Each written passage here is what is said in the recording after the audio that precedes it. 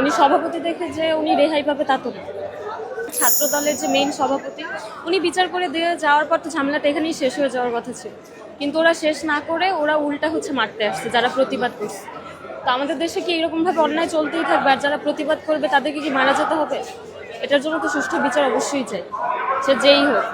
উনি সভাপতি দেখে যে উনি রেহাই পাবে তা তো না। হলে ছাদে বসে তারা মাদকদ্রব্য সেবন করেছিল এবং আমাদের ছাত্রাবাসের শিক্ষার্থীরা তাদেরকে বাধা প্রদান করেছে এবং বাধা প্রদান করাতে তাকে যে তাদের উপর হামলা করা হয়। তো ছাত্রদলের সন্ত্রাসী আর সাধারণ শিক্ষার্থীদের মধ্যে এই মাদকদ্রব্যকে কেন্দ্র করে যে মূলত যে এই ঘটনা মাদকদ্রব্য সেবন করতেছিল, তখন সাকিব ভাই দেখছিল, দেখি এটার জন্য সাকিব ভাই না বলছিল, না বলার কারণে যখন এরা মাদকদ্রব্য না করে ওরা মাদকদ্রব্য সেবন করবে এই বিষয় নিয়ে ওরা পরবর্তীতে সাকিব ভাইয়ের উপর সবার উপর আক্রমণ চালায়, একজন একবার পালিয়ে যায়।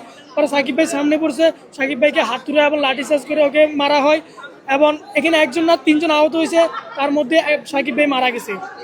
এখন মূল বিষয় হচ্ছে এসএ কলেজের ছাত্র দলের সভাপতি এবং সেক্রেটারি তরুণ ভাই এবং সেলিম ভাই, এই দুজনে কিন্তু দুইজনের মাধ্যমে পোলা বানানি ওদেরকে মারা হয়েছে। একটাই দাবি, যারা এই কাজটি করেছে তাদেরকে যথাযথ শাস্তি দেওয়া হোক। আর আমরা আমাদের ক্যাম্পাসে যেন আমাদের নিরাপত্তাটা আমরা চাই যেমন আমরা যে নিরাপত্তা চাই, কারণ যেহেতু এখানে একজন ছাত্র মারা গেছে, তার মানে আমরাও এখানে নিরাপদ নই।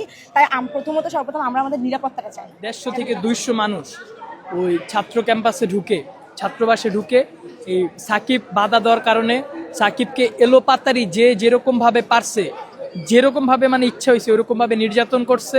তো 4 দিন ছেলেটা মূলত আইসিইউতে ছিল। 4 দিন পর ডাক্তার নিজে ডিক্লার দিছে যে ওর মাথার মধ্যে এরকম আঘাত করা হয়েছে যে ওকে কোনোভাবেই বাঁচানো পসিবল না। 4 দিন আইসিইউতে থেকে গতকাল 1:30টার দিকে সে ঢাকা মেডিকেল কলেজ হাসপাতালের আইসিইউতে শেষ নিঃশ্বাস ত্যাগ করেন। তো আমরা সর্বপ্রথম আমাদের নিজেদের সেফটি চাই। আজকে সাকিব, কালকে আমি বা আমার অন্য ভাই বন্ধুরা যখন বাধা দিতে যাবে, আমরাও যদি সেম কাজে শিকার হই, এই কারণে আমরা সুস্থ একটা বিচার চাই, সেটা আইনের মাধ্যমে আর প্রশাসনের মাধ্যমে সুষ্ঠুভাবে একটা বিচার। সাধারণ শিক্ষার্থীরা নিরাপত্তাহীনতায় ভুগছে, কারণ যে কোনো মুহূর্তে আমাদের উপর অতর্কিত হামলা হতে পারে, আমাদেরকে যে কোনো মুহূর্তে আমাদেরকে কিছু না কিছু করতে পারে তারা। তাই প্রশাসনের দৃষ্টি আকর্ষণ করছে, এর জন্য পদক্ষেপ নিতে হবে।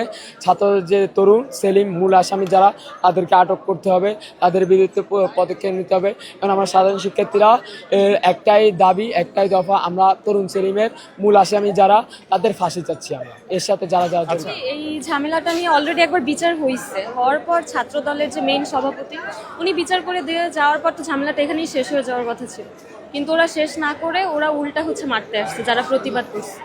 তো আমাদের দেশে কি এরকমভাবে অন্যায় চলতেই থাকবে, আর যারা প্রতিবাদ করবে তাদেরকে কি মারা যেতে হবে? এটার জন্য তো সুষ্ঠু বিচার অবশ্যই চাই, সে যেই হোক। উনি সভাপতি দেখে যে উনি রেহাই পাবে তা তো না।